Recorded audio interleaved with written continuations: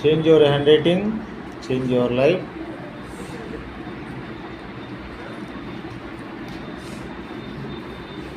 Hand writing tips follow అవ్వాలి. స్ట్రైట్గా back bone bend చేయకూడదు, స్ట్రైట్ కూర్చోవాలి.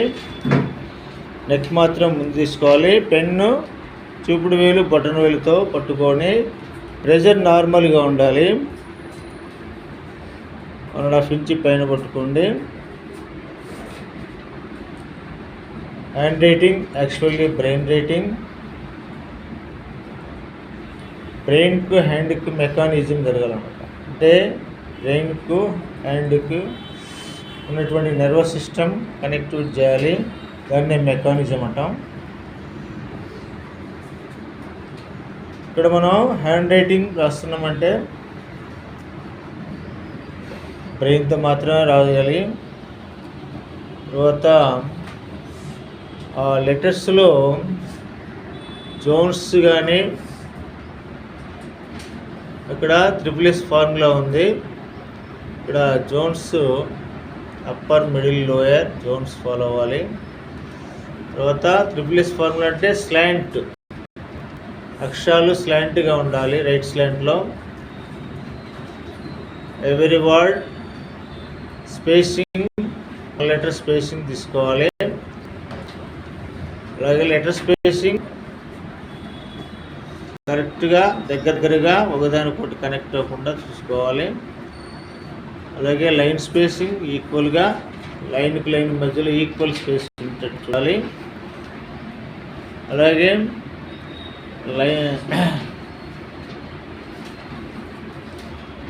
ఫార్ములా ఫాలో అవుతూ దీంతో రాయాలి. ఇక్కడ వచ్చేటువంటి లెటర్స్లో వచ్చేటువంటి స్ట్రోక్స్ అంటే కర్వ్స్ కావచ్చు, స్ట్రైట్ లైన్స్ కావచ్చు, ఏదైతే బేసిక్స్ అంటే అంటే మామూలు ప్యాటర్న్స్ ఏదైతే ఉన్నాయో కరెక్ట్గా రాయాలి, అందంగా రాయాలి.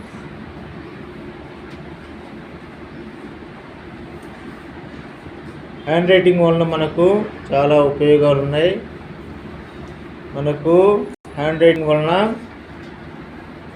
డిసిప్లిన్ వస్తుంది. అలాగే మెమరీ పవర్ ఇంక్రీజ్ అవుతుంది. హ్యాండ్ రైటింగ్ ద్వారా మనకి కాంప్రహెన్సివ్ ఎబిలిటీ డెవలప్ అవుతుంది. అలాగే కాన్ఫిడెంట్, సెల్ఫ్ కాన్ఫిడెంట్, మీ మీద మీకు గౌరవం పెరుగుతుందన్నమాట. అలాగే గోల్ సెట్టింగ్, మీరు ఏం కావాలనుకుంటే అది మీరు వాళ్ళని నేను అంటే ఇప్పుడే మీరు గోల్ సెట్ చేసుకోవచ్చు. మీకే గోల్ సెట్ ఉంటుంది.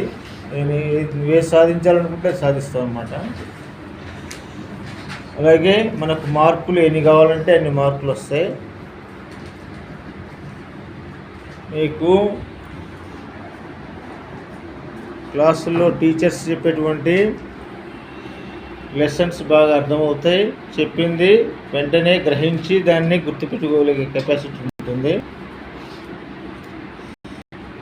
అలాగే ఇదే ఫార్ములాను మీరు రేపు స్కూల్స్లో కూడా ఇలానే ఫాలో అవుతూ సిట్టింగ్ పాస్చర్ 90 degreesలో ఉండాలి.